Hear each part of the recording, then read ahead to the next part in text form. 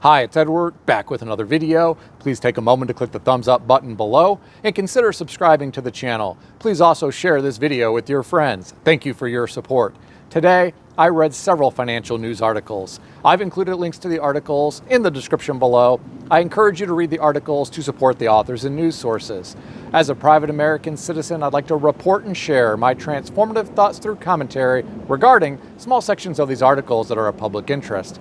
Today, I read an article on ZeroHedge.com written by Tyler Durden, likely a pseudonym for writers at Zero Hedge, titled, "Buckle Up for a Bumpy 2024, Economists Warn." The author referenced Desmond Lackman, the senior fellow at the American Institute, who said, while so far economic growth has held up well and inflation has been coming down, there is a high risk that we will experience an economic recession before the 2024 election. The U.S. economy is yet to see the full effects of the Federal Reserve's monetary policy tightening, and there are major problems in the commercial real estate space that could trigger another regional banking sector crisis.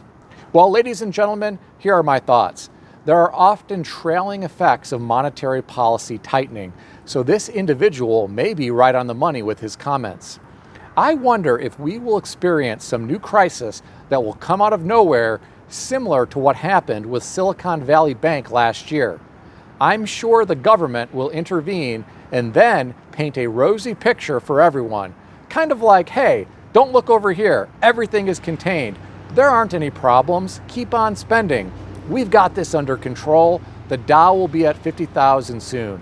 Your housing values are going to continue rising forever, and we are taming inflation. Don't worry about a recession. A soft landing is already here. I hope you know I'm being sarcastic.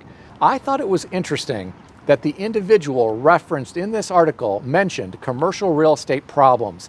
I haven't been hearing as much about this lately. I have to wonder what we may see in the future with commercial real estate.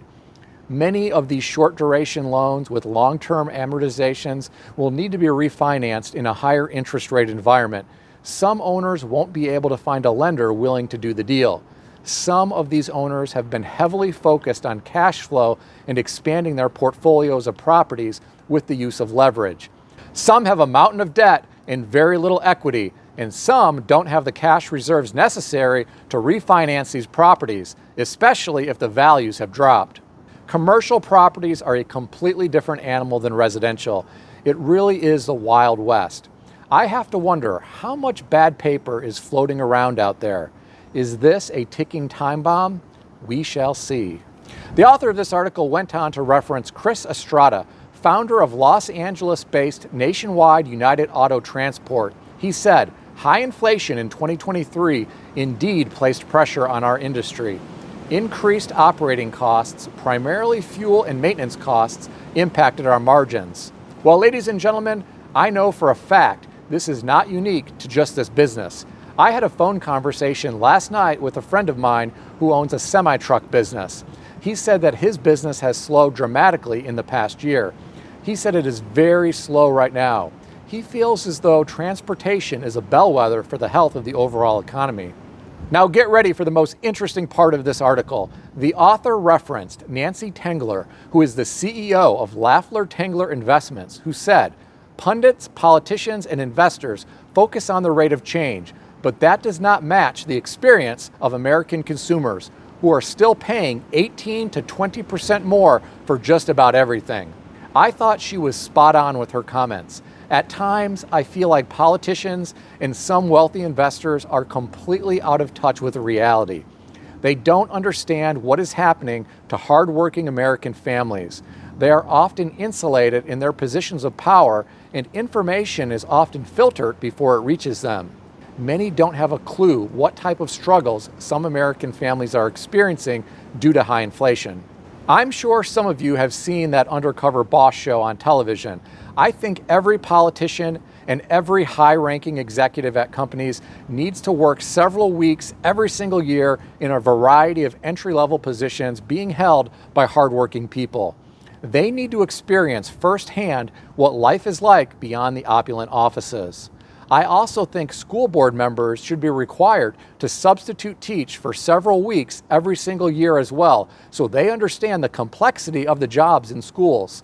In many cases, school board members are business people and have absolutely no background in teaching. In my opinion, they need to get ingrained in the day-to-day operations of a school and interact with a classroom of young people each year. Decision makers need to be boots on the ground before making decisions that have far-reaching implications. What do you think? Share your thoughts in the comment section below. The CEO of the superbank, J.P. Morgan, sounded the alarm and shared his skepticism about a Goldilocks soft landing. I read an article on thehill.com written by Julia Shapiro titled, J.P. Morgan CEO Dimon skeptical of Goldilocks economic scenario. The author shared a quote from Jamie Dimon where he said, "I'm a little skeptical in this kind of Goldilocks kind of scenario. I still think the chance of it not being a soft landing are higher than other people." That's not terrible. It might be a mild recession or a heavy recession. Well, ladies and gentlemen, do you believe Janet Yellen, who was out last week and said a soft landing has arrived? Or do you believe Jamie Dimon, who helped his bank navigate the 2008 great financial crisis and pick up some bargains when everyone else was running scared? I want to reiterate that he said the words heavy recession. Those two words came out of his mouth as a possibility. I think we need to at least consider that could happen. The author of the article went on to discuss how Jamie Dimon believes a recession is still a possibility this year because interest rates remain high and the Fed's program of quantitative tightening may still bite. Jamie Dimon said, and I'll quote, "All of those factors may very well push us to recession and as opposed to a soft landing." Well, ladies and gentlemen, I think we should all consider that as a scenario that may come to fruition. I agree with Jamie Dimon that we may enter a recession. I think the lagging effects of quantitative tightening could ignite a fire in a very dry forest full of trees. Maybe the Fed will be able to soak the forest with helicopters carrying water tanks. I worry about what could happen if a small fire turns into a blaze they can't control. I'm not saying that is going to happen. I'm just saying anything is possible. During our lifetimes, we haven't seen them lose control. It could happen though. What would life be like if we experienced the Great Depression 2.0, financial Armageddon on a global scale, and unemployment at 24.7% like in 1933? Imagine what the TikTokers who could still afford their phone plans would be posting about online. Imagine how much worse the homeless epidemic would become. Imagine how high the violent crime rate would increase. Did you know that the homicide mortality rate hit a century high in 1933 of 9.7 per 100,000 people? I just wanted to share that interesting bit of history with you. I've digressed talking about a worst-case scenario. Understand, I'm not predicting we will experience another Great Depression. I'm just asking you to imagine what life would be like. I also want you to consider what could happen if the Fed ever lost control. Getting back to the possibility of just a heavy recession, to use the words that came out of Jamie Dimon's mouth, I have some questions for you. If we do experience a heavy recession, are you ready? Do you think the average American levered up with a mountain of debt is ready? Do you think businesses who became addicted to cheap money in the past decade and a half are ready? Share your thoughts in the comment section below. If you don't like the thought of another Great Depression, you may not be much happier after I share this information with you about our labor market.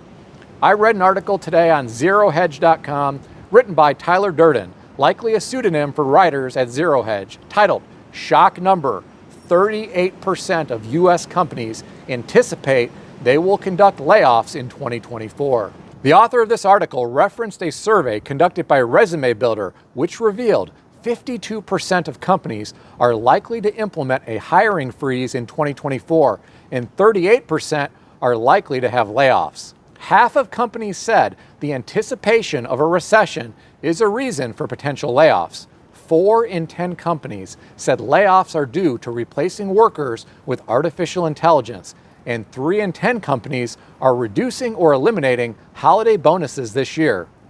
Well, ladies and gentlemen, here are my thoughts. First, my heart goes out to anyone who was recently laid off or who may be laid off in the future. I hope they are able to get back on their feet quickly. Second, a lot of Americans have grown comfortable in recent years being able to job hop and continue to get higher salaries and demand perks from employers during a time when it was hard to attract new human capital.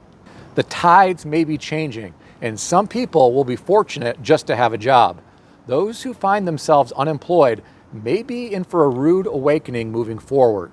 Some may be competing for the same job along with countless others, and it may pay less than they have been accustomed to in the past. Some young people have never lived through anything like this.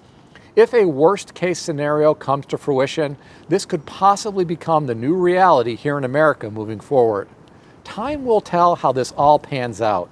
When I read this article today, it reminded me so much of the 2010 movie called The Company Men, written by John Wells. It starred Ben Affleck, Tommy Lee Jones, Chris Cooper, and Kevin Costner, to name a few. In this movie, Ben Affleck and Chris Cooper were both executives who got laid off, and life changed for them dramatically. Both struggled to find any type of corporate job. Ben Affleck had to sell his house and his Porsche and move in with his parents and take a job with his brother-in-law doing construction. The movie came out about 2 years after the 2008 Great Financial Crisis struck. If you've never seen this movie, you should really check it out. I think a lot of people who have been living high on the hog in recent years need to watch this movie so they can understand how quickly the tides can turn. Do you know anyone who was recently laid off? Do you work for a company that has enacted a hiring freeze? If so, tell me about it in the comment section below. Please keep in mind that everything in this video is for entertainment purposes only, and nothing in this video is financial advice or advice of any kind. If you need advice, seek advice from a qualified professional in good standing who puts your interests first and foremost. If you enjoyed this video, consider subscribing to the channel. Please also consider sharing this video with your friends. I want to extend a special thanks to everyone who has subscribed to this channel. I want to also thank all of my channel members. Check out some of the great books that I suggest you consider reading in the description below. I've included Amazon affiliate links to these books. As an Amazon associate, I earn from qualifying purchases. Stay healthy and wealthy. I'll see everyone in the next video.